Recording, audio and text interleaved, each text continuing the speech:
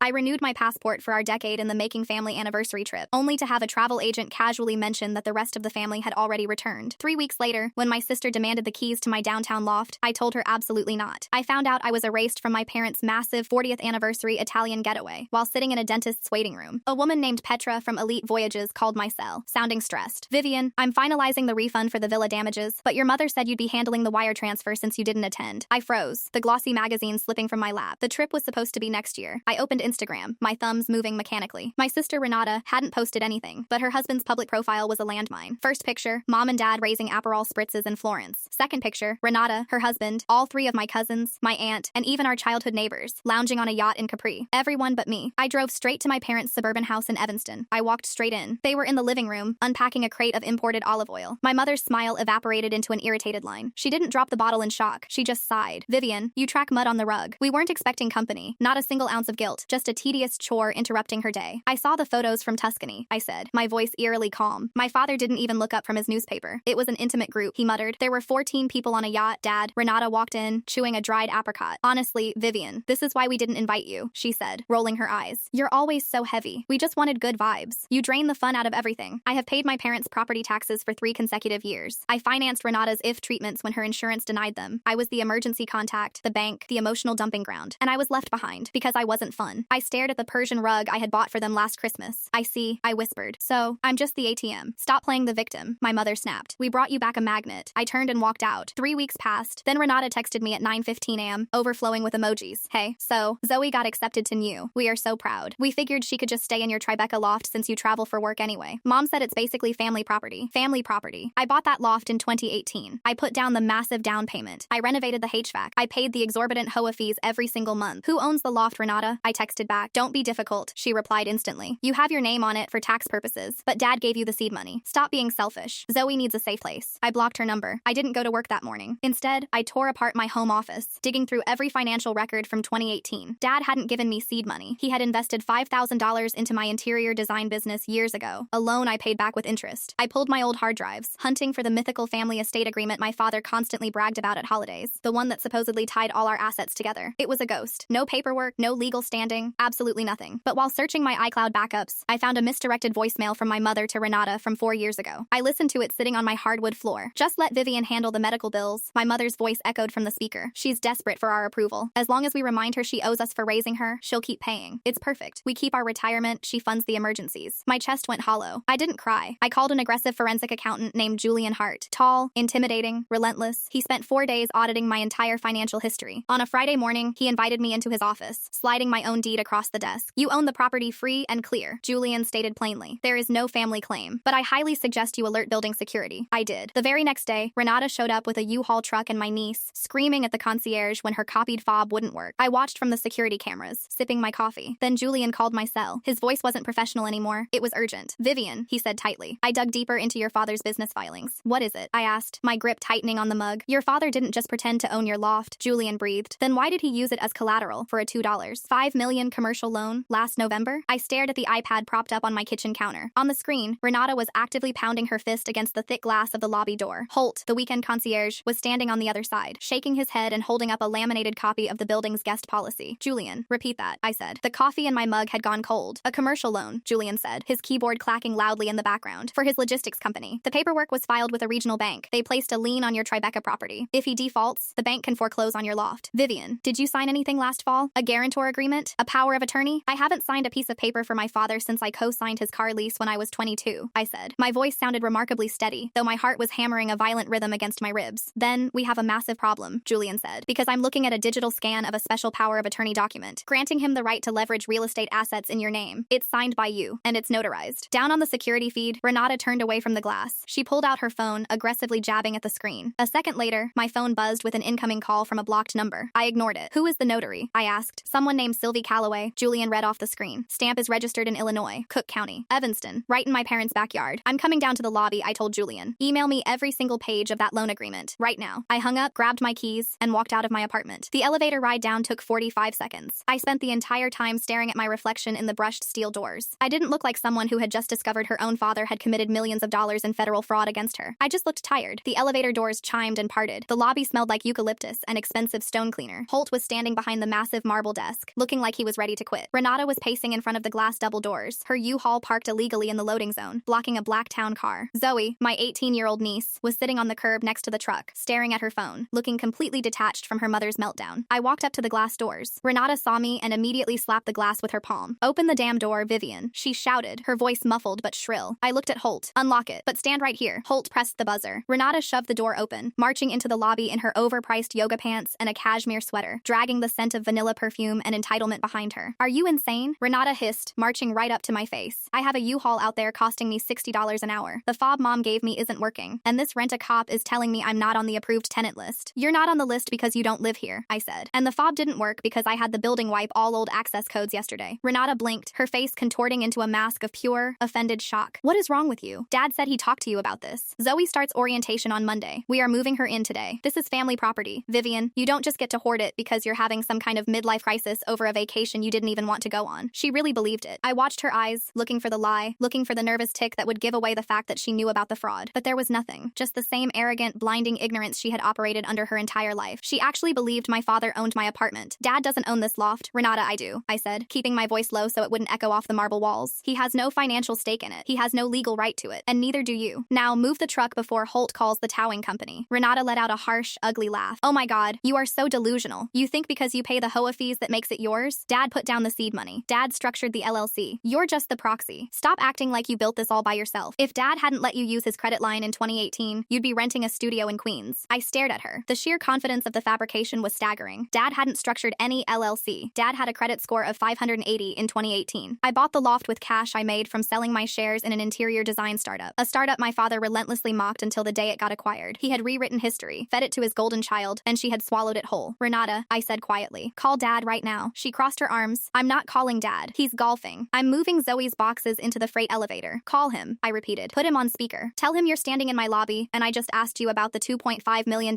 commercial loan he took out last November." Renata froze, her arms slowly uncrossed. For the first time, a flicker of uncertainty crossed her meticulously Botoxed face. "What are you talking about?" "Call him," I said. She pulled out her phone. She didn't put it on speaker. She dialed, held it to her ear, and waited. I watched her face. I watched her expression shift from annoyance to confusion to a sudden rigid panic as the phone just kept ringing. It went to voicemail. She dialed again. "Nothing. He's not answering," she muttered, lowering the phone. "Of course he isn't," I said, "because he knows I know. And he knows that if you try to move into this apartment, you're trespassing on an asset he illegally leveraged. You need to leave, Renata. Take Zoe. Drive the truck back to Evanston." "You're lying," she whispered, but the venom was gone, replaced by a hollow, breathless anxiety. "Dad wouldn't do that. You're just trying to punish us for Italy. Get out of my building," I said. I didn't wait for her to leave. I turned around and walked back to the elevators. I felt Holt's eyes on me, but I didn't care. As the doors closed, I saw Renata slowly walking backward out of the lobby, her phone pressed to her ear again, frantically dialing a man who was never going to pick up. By noon, I was sitting in Julian's Midtown office. It was aggressively modern, all glass and brushed aluminum, matching Julian's relentless, unsmiling demeanor. He had printed the entire loan file. It sat in the center of his heavy walnut desk like a bomb waiting to go off. Julian leaned back in his chair, tapping a silver pen against his knuckles. "The bank is called Oak and Iron Trust. Small, regional, aggressive lending practices. They gave your father's logistics company a heavy cash injection to expand their warehouse footprint in the Midwest. Because his corporate financials were shaky, they required collateral." Julian slid a piece of paper across the desk. I looked down. It was a special power of attorney. "This is the document that gave him the legal authority to pledge your property," Julian said. I stared at the signature at the bottom. Vivian Thorne. It was my handwriting. The sharp, sweeping V, the slight drag on the N. It was perfect. Too perfect. "It's a forgery," I said, tracing the ink with my eyes. "But it's a good one. It doesn't have to be perfect. It just has to be notarized," Julian said, pointing to the blue stamp in the bottom corner. "Sylvie Calloway. Commission number verified. Expiration date valid at the time of signing. As far as Oak and Iron Trust is concerned, you sat in a room in Illinois, swore an oath, and signed your financial life away to your father." "I was in London last October," I said, pulling my phone out. I opened my calendar app and started scrolling back. October 14th. The date on the stamp. I was at a design expo in Mayfair. I have flight records, hotel receipts, credit card charges. I was 3,000 miles away. Julian nodded slowly. "That is your saving grace. It proves physical impossibility. But unwinding this is not going to be as simple as making a phone call to the bank. Your father didn't just forge a signature. He created a false chain of consent. If we blow this up, the bank will immediately call in the loan. When your father can't pay back $2.5 million